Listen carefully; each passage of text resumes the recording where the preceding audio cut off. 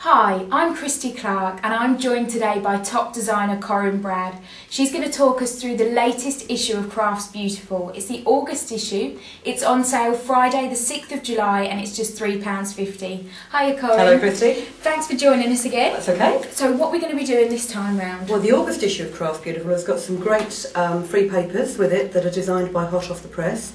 And Amanda Walker's got busy and she's made some lovely greetings and a little sort of teacher's desk set. Things ideal for children at school.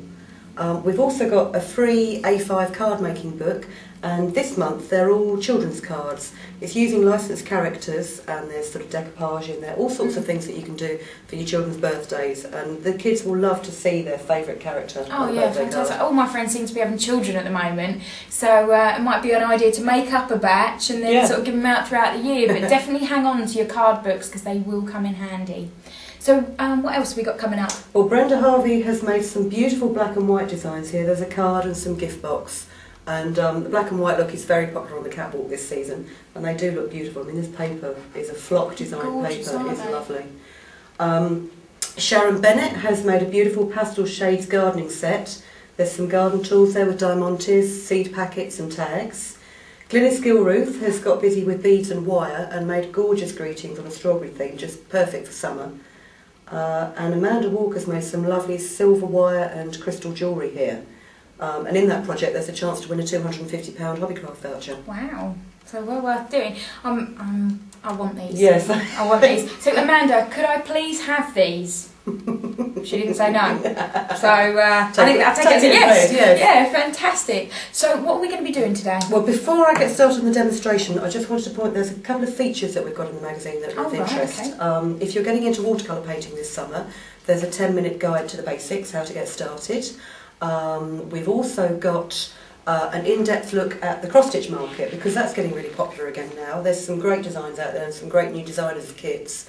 And then Card School's got all the latest techniques and jargon and products for card makers, so you can't afford to miss out on that. Yeah, so cross-stitch is coming back, hey? I remember doing that with my auntie when I was a real little. Talking about something coming back, I remember doing this quilling when I was about 9-10 years old. It's one of the first crafts that I did, and that's the demonstration that I'm going to do today. Well, I have tried it, I must admit, but I find it so difficult. It's a bit tricky. I don't think I've got the patience for it. I had to reacquaint myself with it over the last couple of days, and I was all fingers and thumbs, so you'll have to forgive me. But basically, all quilling is it's a long strip of paper, about 3mm wide, and your quilling tool is, I think, just an ordinary crewel needle with the top cut off.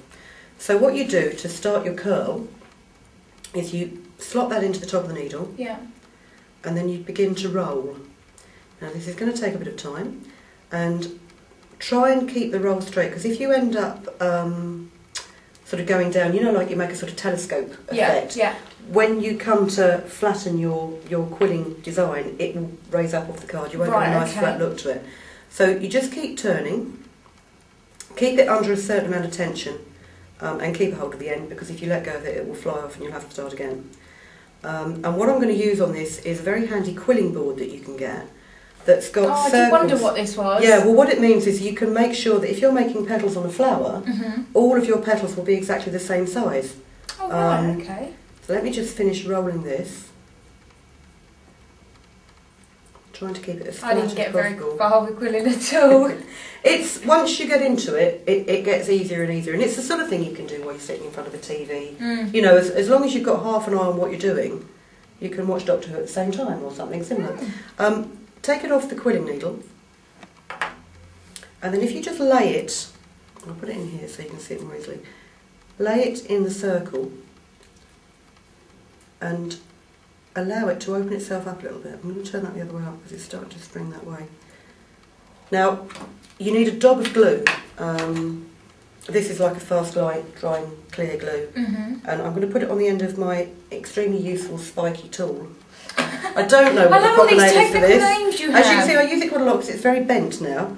So if you just put a little dab of glue on the very end of your paper, and then push the curl so it sits there. Give it a minute, see if it sticks. Which it's not going to. See, I found it so fiddly.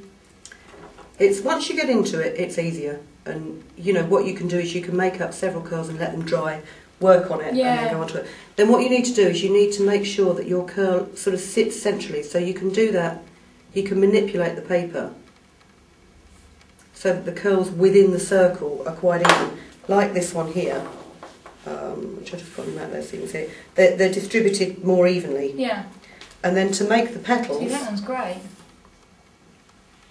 Isn't it? To make a petal shape like this, is if you just very gently squeeze it in. Try and make sure that you keep it the centre of the curl in the middle, like an eyeball really. Yeah.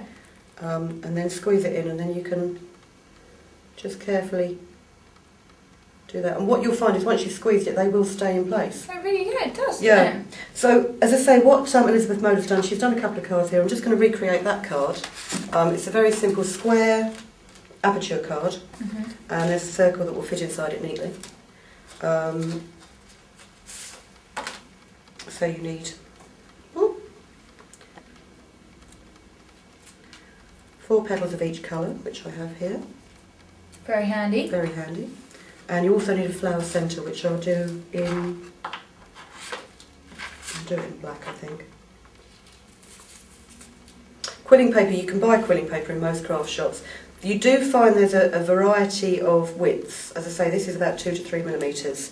The lilac colours I've got there are slightly thicker. And also, you don't have to use the full length of it. I'm just going to use a half length to make a very small flower centre. And with this one, you don't. With this one, you don't need to use it on a quilling board because you're just going to roll quite simply the centre of a flower. And that'll stay tight together. Yeah. Well, I'm going to glue the end of it. Right. It will. You see, this when I did quilling when I was a child, that's what I used to do. Was I used to make lots of rolls in different colours and just make designs up from that. People have worked on quilling and designers have come up with great ideas to make different flower shapes and curved leaves and things like this. I mean, this one here, which is like a teardrop shape, what you can do to achieve that is if you make sure that when you glue your outer ring, you also glue some of these bits so that that curl stays to the side. Yeah. And then all you do simply is just pinch the top of it and you make a teardrop shape with the circle in the middle of it, and that's quite a nice flower as well. Great, isn't it? Yeah. So there's the centre of your flower, which I'm just going to hold in place somewhere in the middle of here. And then you only need a small amount of glue. You're better off actually gluing the card rather than the quilled paper. And you don't need that much of it, just enough to hold it in place. I'll put the red petals on first.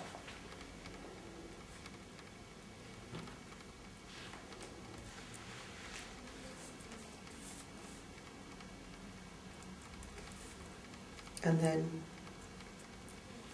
lovely colours. Alternate them with the pink ones.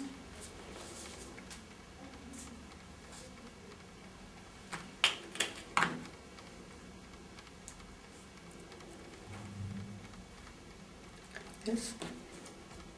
Oh.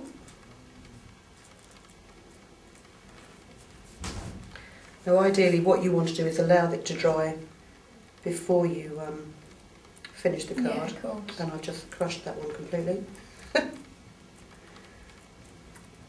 They are quite sturdy. As long as you don't do what I just did then and catch it on the side, they do stand upright quite nicely. And you get a nice 3D effect as well. And also in the case of this keyring, you've got a hollow keyring. I like you can that. have a flower that sits loose inside it. Then all I'm going to do with this is just punch a hole at the top with my trusty hole punch. It's probably as blunt as anything now because I've used it so often. And you thread a piece of ribbon through the hole. And then just attach it to the card by tying it around the top. And you just want to make sure that the knot is tight enough. Actually, can you lean over and just hold your finger on there for me? So that it stays in the centre of the hole and it doesn't overlap the card. Just tie a little knot in it. What's better, when I take my finger off, the whole thing's thing going will to come off off on your hand, yeah. Yeah. I'm sorry if it does. And then just trim the ends of the ribbon.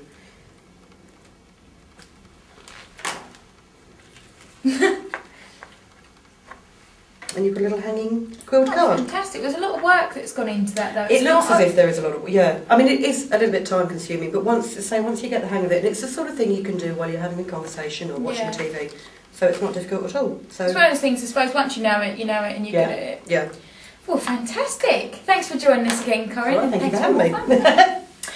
Join us again soon because we have another Crafts Beautiful demonstration this month. So keep your eyes peeled on www.craftsbeautiful.com.